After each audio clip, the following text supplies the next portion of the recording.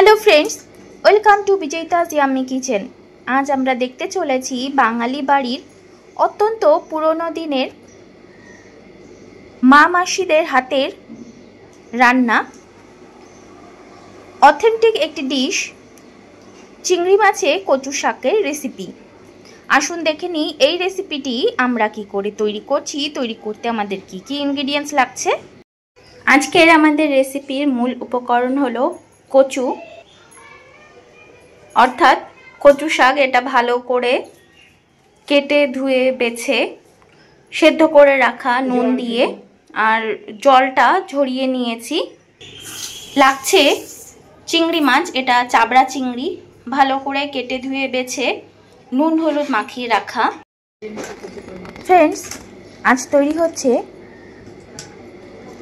চিংড়ি মাছের কচু শাকের রেসিপি।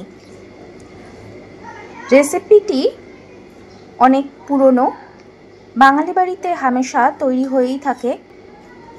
কচু খাওয়ার অনেক উপকারিতা রয়েছে, কিন্তু যেহেতু এটা চিংড়ি মাছ দিয়ে তৈরি, যাদের অ্যালার্জির প্রবলেম আছে তারা অ্যাভয়েড করতেই পারেন।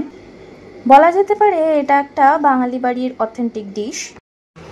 চিংড়ি মাছগুলো ভেজে নেব, তাই গ্যাসে কড়াই বসিয়ে আমরা বড় চামচের 2.5 চামচ তেল দিয়েছি। চিংড়ি মাছগুলো ছেড়ে দেব, খুব হালকা করে সাঁতলে নেব। চিংড়ি মাছ বেশি ভাজলে পরে শক্ত হয়ে যায়। কচুর জল ঝরাতে দিয়েছি, তার কারণ হলো কচুতে যদি জল থাকে তাহলে গলা চুলকোনোর একটা প্রবণতা দেখাই যায়। কচু অনেকেই পছন্দ করে, আবার অনেকেই করে না। আমার তো ভীষণই পছন্দের, আর ভয়ও লাগে, যেহেতু কচু খেলেই গলা চুলকোয়। তাই এটা সেদ্ধ করে জলটা তো অবশ্য ফেলে দেবেনি, আর জলটা ঝরিয়ে নিলেও খুব ভালো হয়। আর লাগছে লঙ্কা, ফালি করে রেখেছি। দেখুন চিংড়ি মাছগুলো ভাজা হয়েই গেছে, আমরা নামিয়েও নেব। আর লঙ্কার সাইডে আমরা রসুনও থেতো করে রেখে দিয়েছি, বেশ অনেকটা পরিমাণ রসুন। কচু শাক শরীরের জন্য ভীষণ ভালো। যারা অ্যানিমিয়ার পেশেন্ট তারা কচু বেশি পরিমাণ করে খেলে শরীরে রক্তের ঘাটতি পূরণ হয়, আর রক্ত পরিষ্কার করতেও সহায়তা করে কচু। এই রেসিপিটি খেতে দুর্দান্ত হয়, গরম ভাতে তো একদমই জমে যায়। মাছগুলো ভাজা হয়ে গেছে, ওই তেলেই আর ওই কড়াইতেই এবার আমরা ফোড়নে দেব শুকনো লঙ্কা, কালো জিরে, দিয়ে দিলাম থেতো করা রসুন। আজকে কচু শাক রসুন আর চিংড়ি মাছ দিয়ে হচ্ছে, একটু অন্য টাইপের হবে। হয়তো অনেকেই চিংড়ি মাছ দিয়ে কচু শাক রান্না করলে অন্য ফোড়ন দিয়ে থাকেন, আমাদের বাড়িতেও তাই, কিন্তু আজকে একটু ব্যতিক্রম। যেহেতু রসুন ফোড়নের কচু শাক আমি ভীষণই পছন্দ করি। এবার দিয়ে দেব ভাপিয়ে জল ঝরিয়ে রাখা কচু শাকগুলো। হলুদ গুঁড়ো বেশ অনেকটা পরিমাণ, স্বাদ অনুযায়ী নুন। আজকে আমরা কচু শাকে চিনির বদলে গুড় দিচ্ছি, এতে টেস্টও ভালো হয় আর ডায়াবেটিকের পেশেন্টের জন্য ভালো। ফালি করে রাখা লঙ্কাগুলোও দিয়ে দিলাম। আমরা আজকের রেসিপি গুড়ে তৈরি করছি, তার কারণ হলো আমি ডক্টরের কাছ থেকে শুনেছি যে ডায়াবেটিকের পেশেন্টরা গুড় খেতে পারে চিনির বদলে, অথবা আমাদের বাড়িতে যদি গুড় না দেওয়া হতো তাহলে সুগার ফ্রি দিয়ে আমরা তৈরি করতাম। দিয়ে দিলাম ভেজে রাখা চাবড়া চিংড়িগুলো।